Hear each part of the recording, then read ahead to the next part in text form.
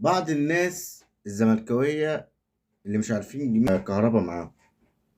انتوا كهربا ده مش لاعب عندكم، ماليش دعوة ان هو مشي او هرب او بتاع، خلاص.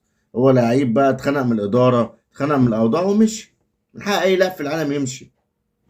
دي مش هتبرر ان انت لعيب هتخليه عندك طول العمر. هو مش عايز يكمل، مشي. راح بقى الأهلي، راح مزارع الدين، راح أي فرقة، بعد احترام المزارع الدين أو أي فريق تاني. انت ليه مش بتحبه الخير؟ ليه طول الوقت عايز اللاعب يتوقف، عايزه يبطل؟ ما هو زيه زيك، ده شاب زيه زيك. انت ده حد يقطع اكل عيشك؟ او جاي نتكلم عن كذا لعيب لبس شيرت الاهلي ما كانش يحلم يروح كاس العالم للانديه ولا ياخد بطولات مع الاهلي جه. يعني لو حتى اتكلمنا وقلنا مثال، طارق السعيد لما لعب، محمد صديق، نادر السيد، خدت بطولات مع الاهلي؟ انت ما خدتهاش مع اي حد. مش هقول لك مع الزمالك، كاس العالم للانديه انت رحته، خدت دوري مع الاهلي، خدت بطوله افريقيا مع الاهلي. بيطلعوا دلوقتي يتكلموا على الاهلي بطريقه مش كويسه. محمد صديق مع موجة عباية يتكلم بطريقة مش كويسة، نادر السيد يتكلم على الأهلي بطريقة مش كويسة، طارق السعيد يتكلم على الأهلي بطريقة مش كويسة، وبعد كده يرجعوا يعتذروا. ما شافوش مثلا اللي هو عمله إيه؟ الكهرباء اللي أنتوا بتتكلموا عليه طول الوقت ده جاب أغلى فلوس لما راح السعودية من طريقة من اتحاد جدة. ما تفتكروش حلو الكهرباء خالص. مفيش حلو كهرباء عمله. طول الوقت بتتكلموا عليه بالسيء، عايزينه يعتذر. ليه بتقطعوا أكل عيش شاب لسه؟ سيبوه واختار طريقه وخلاص.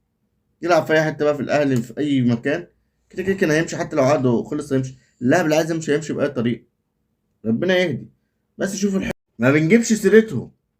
ده لعيب وشاب. انت عايزين دلوقتي يبطل يعتزل؟ كل شويه واحد زملكاوي يطلع يقول يتوقف، لا هيدفع، لا مش عادي. ما بيحصل في الدنيا كده. ما قلنا لكم في لعيبه لعبت. رضا عبد العال كمثال بيكره الاهلي خالص. يقول لك ليه الاهلي ما جابنيش في كناته، ليه الاهلي ما بيستضيفنيش، ليه الاهلي مش عارف. انت عمرك ما جبت ست الاهلي بالخير من ساعه لما مشيت من الاهلي لحد الان. ازاي انت بتنتقد طول الوقت بتتكلم على الاهلي بالسيء، وانت عايز ان الاهلي يجيب ستك بالخير او يجيبك، او احنا الجمهور اللي كنا بنحبك نحبك؟ خلاص سيبوا الكهرباء. هو شاب هيشوف طريقه ان شاء الله، ويرجع يلعب تاني ويشوف حياته. لا عايزين تهدوا حياته او تقطعوا اكل عيش. انت نفسك ترضى حد يقطع اكل عيشك؟ ليه ما بتقولش كلمه حق ربنا؟ خلاص مش عايز يلعب في الزمالك، هو بالعافيه هرب ولا مشي باي طريقه. خلاص واحد مش عايز يلعب، مش بالعافيه.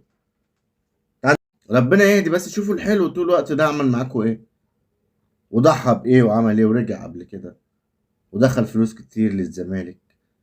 لا لازم يدفع، انت حرامي، انت مش عارف يدفع اللي عليك ليه. ليه؟ هو الموضوع مش موضوع، احنا مش داخلين حرب، دي كوره.